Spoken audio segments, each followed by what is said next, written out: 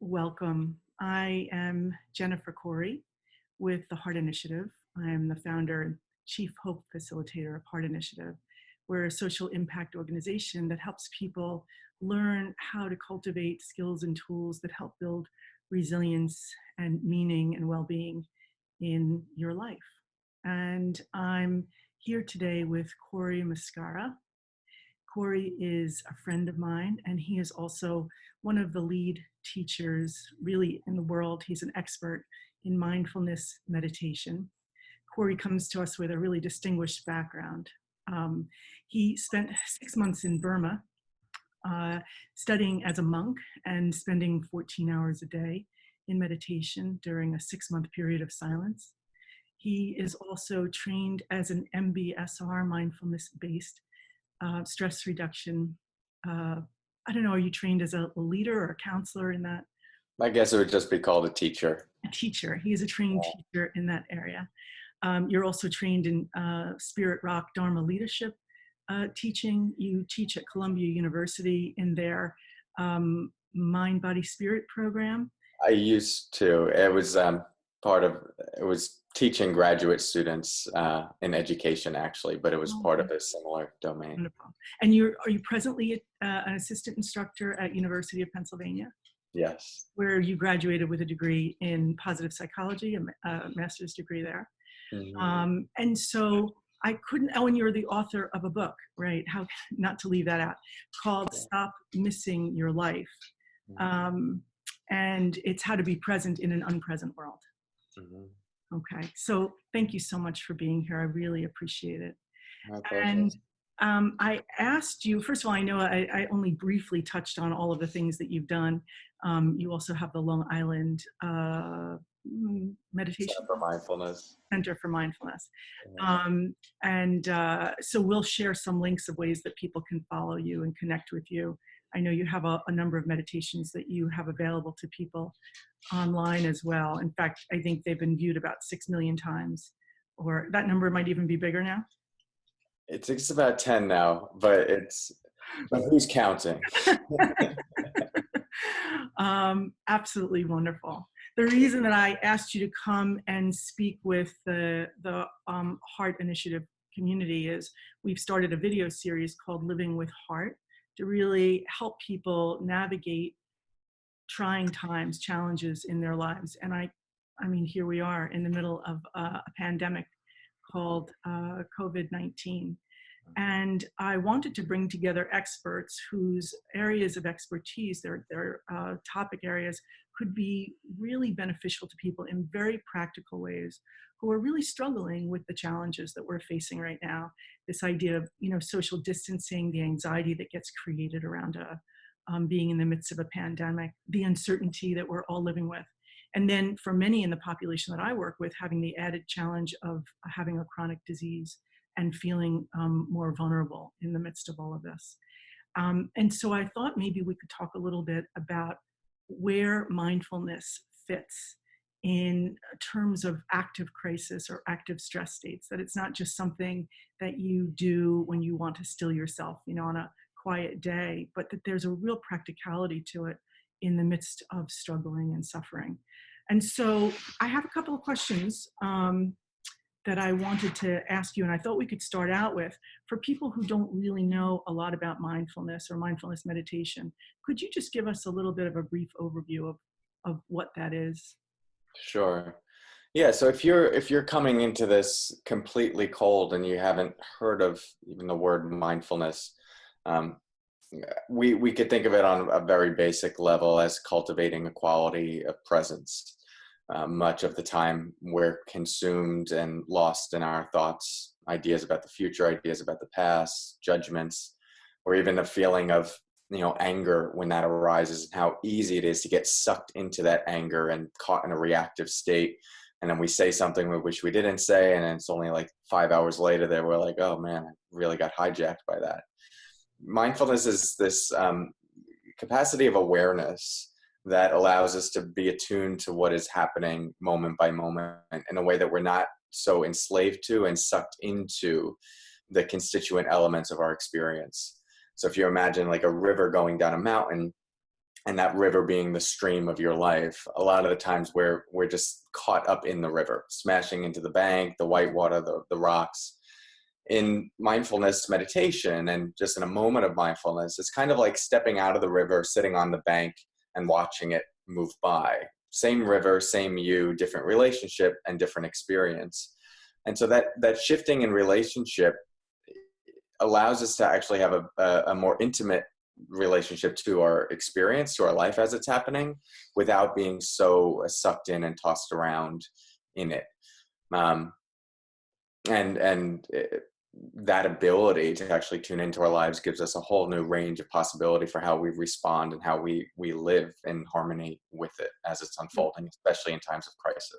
I love this experience. I mean, this metaphor that you're giving about sitting on the bank. You know, this example of sitting on the bank and watching the river go by. Same you, same life, same circumstances, but you're not being sort of tattered by the movement of the river.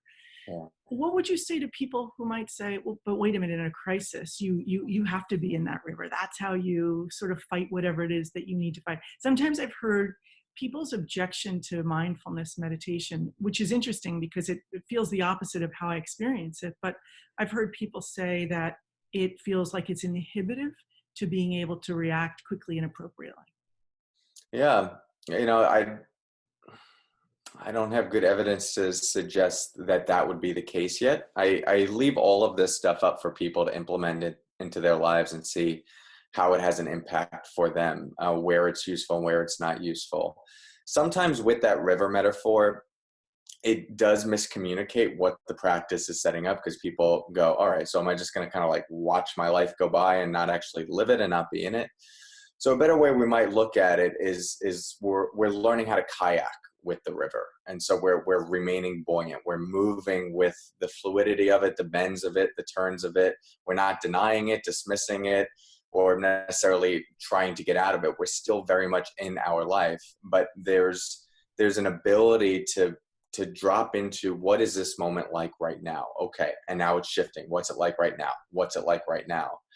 And one other definition of mindfulness by this great teacher, Manindra, he would say it's just an appropriate response to the present moment. So we're fully attuned to what is here and blending with it in such a way that we're just responding in the most skillful way. Mm-hmm. So that can happen for an ER doctor. That's just, okay, what's here, what's here, what's here, what's here. Could happen if you're sitting on top of a mountain with no distractions whatsoever.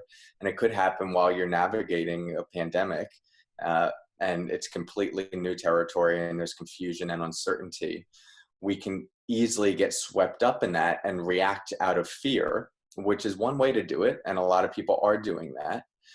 But the thing about that quick reactivity is we're reacting through very primal parts of our brain, primarily the amygdala, which is that fear response that does motivate action, but usually action without reason, critical thinking, and logic, because the more evolved part of our brain, the prefrontal cortex, is not as much online.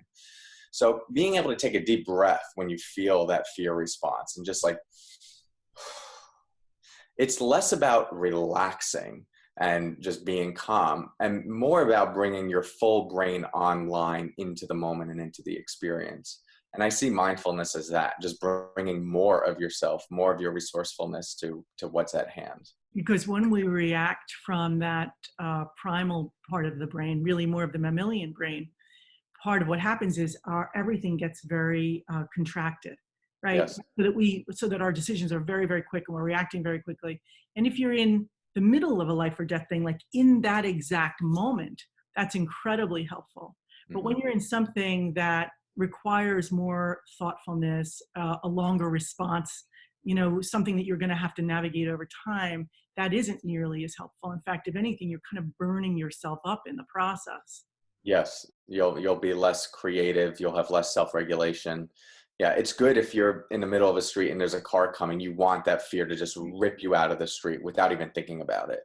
But in a prolonged experience like we have here with COVID-19, we are going to have to learn to work with that more skillfully and regulate it. Yeah. So I can see the power of both of those metaphors, the ability to be able to step out for a moment, right? Hmm. And there is something about being in the middle of this pandemic where what a place of shelter if we have a way to pull our minds back to the bank for just a moment. It doesn't mean that we completely leave the experience itself. It's not like an alternate world, but that where we can gain a little perspective. That can be very hard to do. Again, the idea of a bank being something that's somewhat raised, where we Yeah. can get a little bit of an overview and then get in and know how to navigate.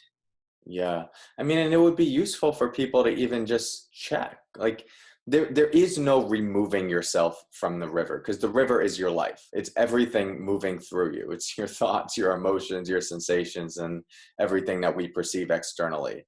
So the idea of like we're gonna pull ourselves out on the bank, like I don't even know that doesn't actually work as a literal thing. Mhm. It's more being able to connect to this other capacity of mind that we might call awareness, which is often used synonymously with mindfulness, that can kind of just like watch what is happening right now. You're still in it, but you're not consumed as much by the thoughts. You can see the thoughts, you can see the emotions, but that extra space of awareness allows us to say, oh, this is what's here right now. What is the best way for me to respond? And there's that famous quote, between stimulus and response, there's a space. In that space is our power to choose our response. And in our response lies our growth and our freedom.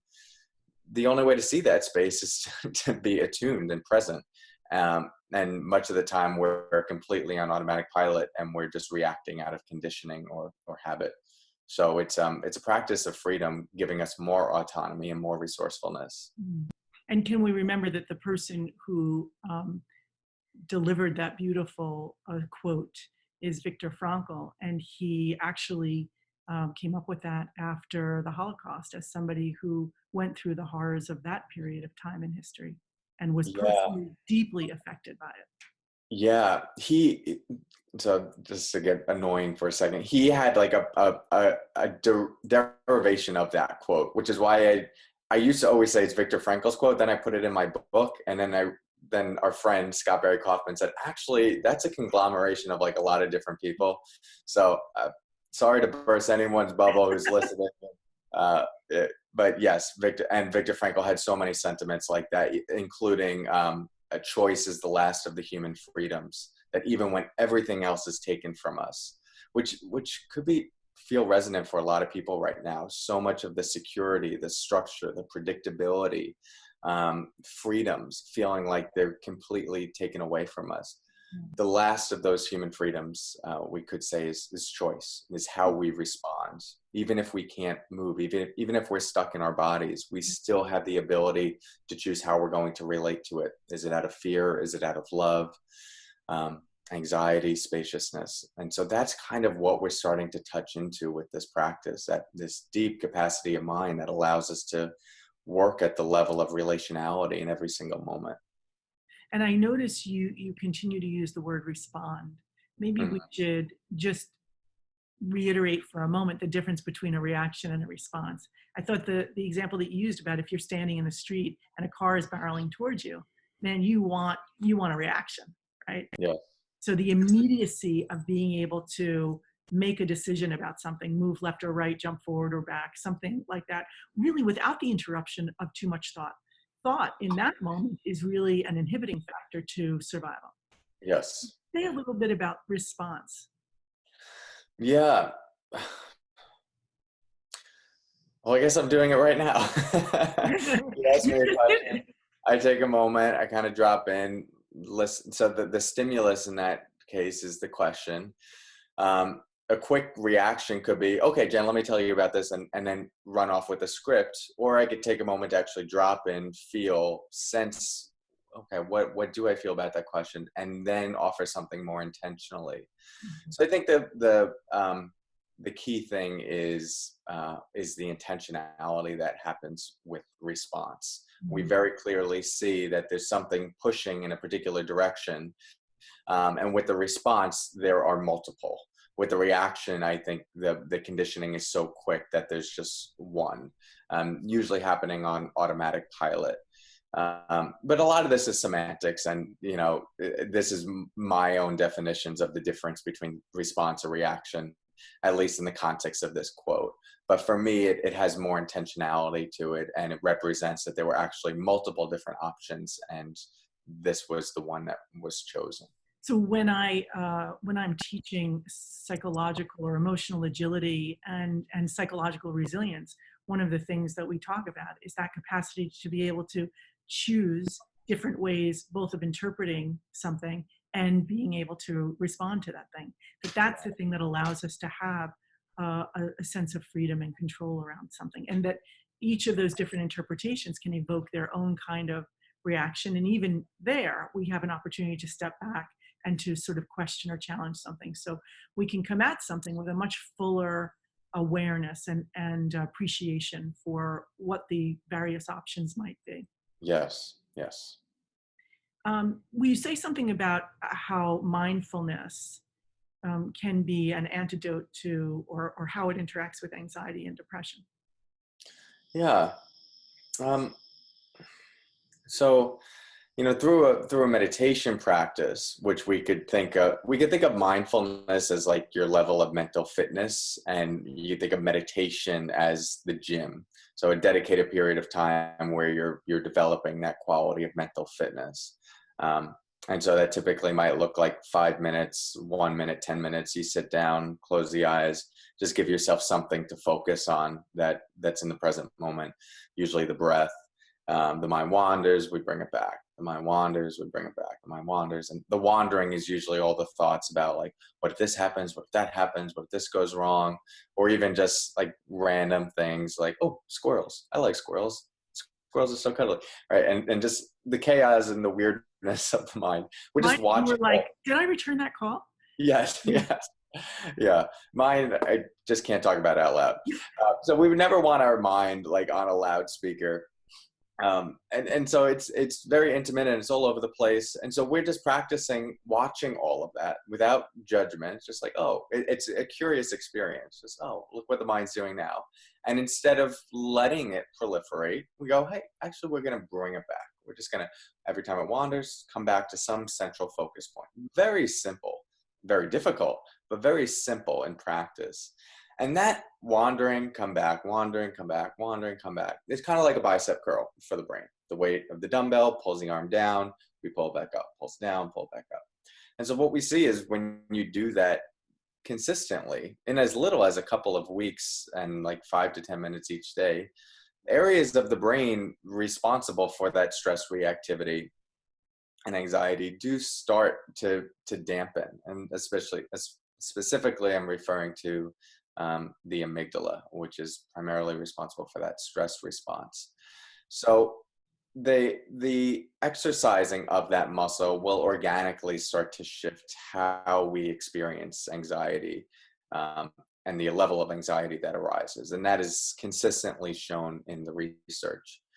More practically, in a moment, how that happens, people can assess for themselves right now. If you just start thinking about everything that could go wrong, all the things that are happening right now, and the fears that bring up, just notice like what happens in the body around that. It's going to be some tension. The mind's going to be ruminating.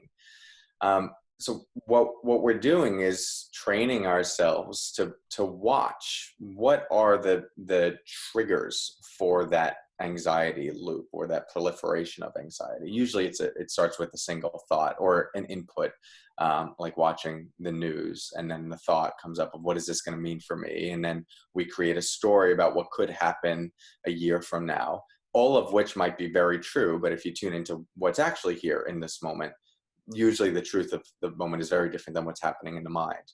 So with times like this, I often like to see we're balancing our what ifs with what is. And the what is more of like the mindfulness space of like what is actually here right now, and that capacity to tune into what is here right now. The what ifs is like, okay, this could go wrong, this could go wrong, this could go wrong. But you can listen to this and hear what I'm saying and immediately say, well, isn't that important? Yeah, the what if mind helps us prepare. It helps us figure out what we need to do, who we need to call, what we need to stock up on, make sure we have enough toilet paper. ridiculous. um, and so the what if mind is very useful, especially in times of crisis. But if we're too caught up in the what if mind, we're going to be crippled with anxiety. The what is mind allows us to drop into, okay, what's actually here? And in this moment, there's a roof over my head, water right here, I feel relatively well fed. The moment's actually okay. But if we spend too much time in the what is mind, we're not going to prepare for the future. So it's this dance between what if and what is, and the two are working together fluidly to inform the next step. So as you're navigating this, one of the things that mindfulness helps us do is notice when we're caught up in the what if mind and be able to drop into, okay, what is here? And then if we want to go into the what if mind, we do so intentionally with the understanding that it's kind of just a story about what I anticipate happening. It's not actually happening just yet, but I should take some action in that direction at the potential that that could happen. Just with this broader awareness of, okay, in this moment, this is what's here. Sometimes what is here is a full-on catastrophe. And I don't think we need to pretend that there's going to be zen or peace in that, and that's not my encouragement. Sometimes it's just we're totally in survival mode, and I think giving ourselves permission to experience that and go through that is okay. Usually those moments are not going to be prolonged if you really start to look at it. But sometimes we're at the hospital, we're taking care of someone, we're in a rush, and so whatever that period of time is, you just give yourself full permission to go into reaction mode and do what needs to be done. But when you're out of that, can you actually give yourself permission to drop back into third gear, second gear, first gear?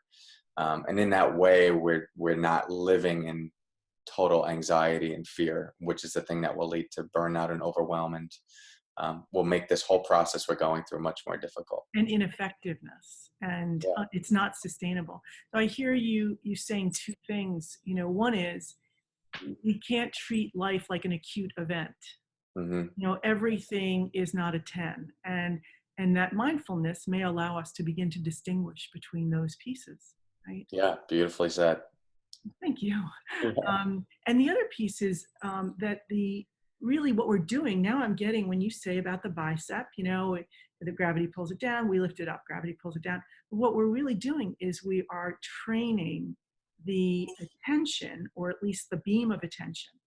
We're actually, the muscle that we're training is that capacity to choose what to attend to in any given moment, which is not something that we inherently maybe have, or in fact, I think what's innate to us is to go to whatever's on fire in the moment, or whatever seems the most pressing, the most dangerous. But we live in a world where the inputs are just nonstop Yeah.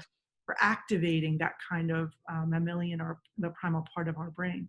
So this allows us then to have some control over where we focus the beam of our attention. Yes. And that's the space, that's the spaciousness, that's the Viktor Frankl piece, which here's the space now. We have some space to be able to take a breath and make a choice. Yes. Yeah, exactly. This is incredibly, incredibly helpful. And what I'm wondering now in the few minutes that we have left is, what's a practice that we can provide people with in the here and now? So yes, this is a muscle. You're not going to go to the gym the first day and pick up maybe the 50-pound or 100-pound weight.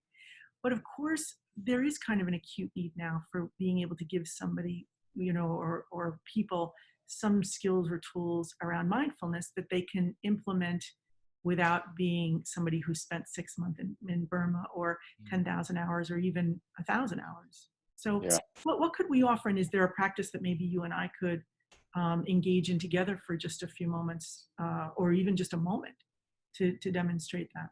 Yeah, sure. I'll give a few things, but let's do one that could be expanded or condensed to a short period of time. If you want to just close your eyes for a moment, and whoever's listening, you can do this as well.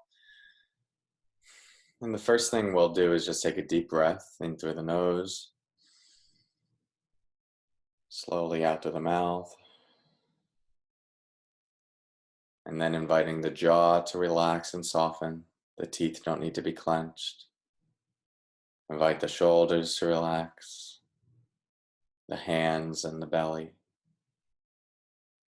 And we're just giving the body permission to disengage and to be more at ease.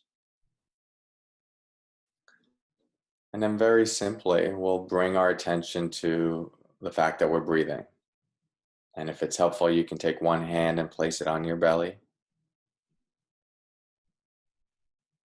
And that movement of the inhale pressing into the hand and the exhale, as the belly deflates. All we're doing is just following that, feeling that with our attention and awareness. And so let's do 3 breaths together like that. Bringing our full presence to the breath as if it were the most important thing in the world right now.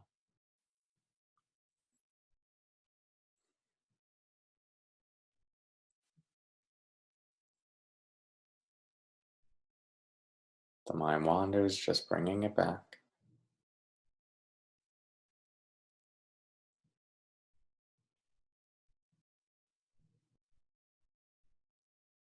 Good. When you're ready, you can let your eyes open. So that's something very simple that can be done. That was about 1.5 minutes, maybe 2 minutes. You can prolong the amount of breaths. It could be 10 breaths, 20 breaths, 30 breaths. And as we're watching every time the mind gets consumed and how seductive it can be in that way, and just practicing retraining back here. So that would be a simple meditation practice. There are other little exercises like Take 5, which we could do together. So you take out your left hand like this and your right pointer finger, place in the palm of your hand right around your wrist. We'll slide the pointer finger up the thumb, taking an inhale through the nose, breathing in. Exhale back down. Up the pointer finger, inhale. Back down, exhale. Up the middle. Back down. Ring. Back down. And pinky. Back down. Cool. And that's Take 5. Very simple. And then lastly, maybe just a reframing, which is not something I created, but you often hear around. It's just what would it be like to view this experience as happening for you rather than to you? And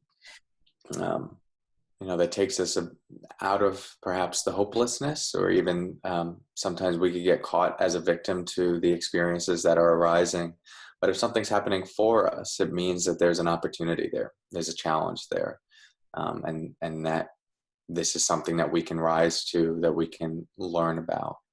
I'm not in the camp of we have to meet all of these challenges with big smiles on our face and know the meaning and totally rise up.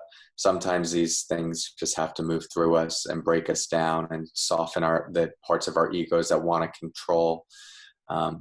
And so let your own intuition guide what you need. But this whole thing is going to work us, and it's going to work each person in all the ways that they need to be worked. And so if we could stay open to that, lessons and growth will come organically and inevitably. So you've brought us to a beautiful end to this interview. I have 3 questions that I ask every person that I interview. And one of them you've already begun to touch on, and that is, given the circumstances exactly as we understand them at this moment, what do you hope for?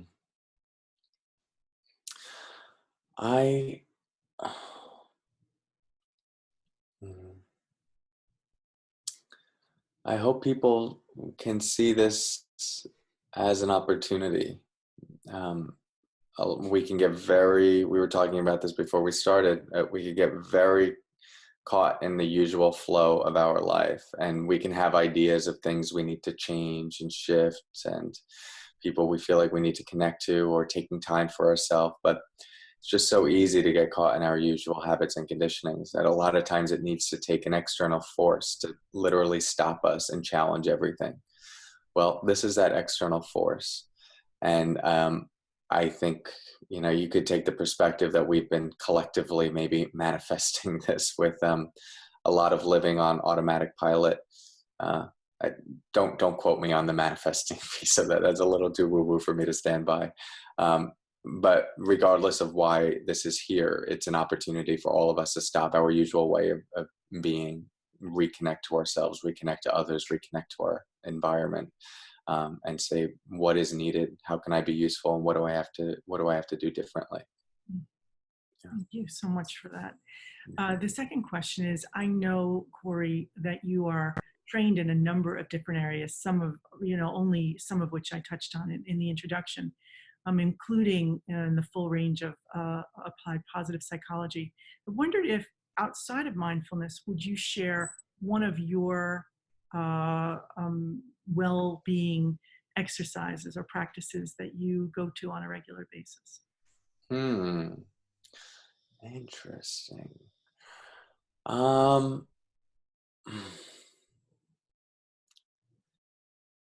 huh. Well, I've been doing Tai Chi recently. That's not, that's still very much in the mindfulness camp. Um, I like It's cold, movement, which I love, that. yes, yeah, yeah, it's movement. Um, I'm a fan of cold showers. Uh, and this might not be relevant for everyone, but exposing ourselves to a little bit of controlled discomfort, meaning discomfort that we have some influence over and we can stop. So like, which is different than uh, living with perhaps chronic pain or a different kind of discomfort. Um, so I don't want to say like my daily dose of cold shower is the same, but there's something about each day spending a dedicated period of time to relaxing and softening into the discomforts of our life, whether they're controlled or not. And so a cold shower kind of serves that. It's never fun. I never like it. But doing it for like 30 seconds to a minute is kind of like a psychological vaccination for the rest of the day.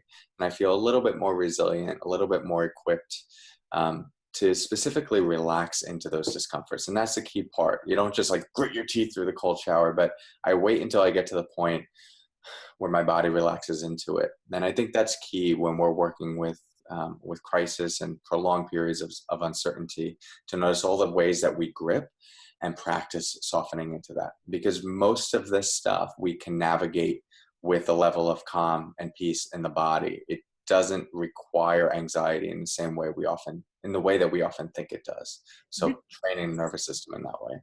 Absolutely a resilience building strategy that I talk with people about. And the way that I say it is, try and do one hard thing every day.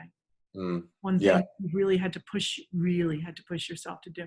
Because what you're doing, I mean, if you think about how soldiers are trained, they are pushed to do incredibly difficult things that they have to really psychologically override their instinct to withdraw from, but as a way of preparing for the challenges that they aren't in control of. Yes. Yeah, and so I think that's a beautiful suggestion. And then my last thing is, would you tell us one thing that you are the most grateful for today? Hmm.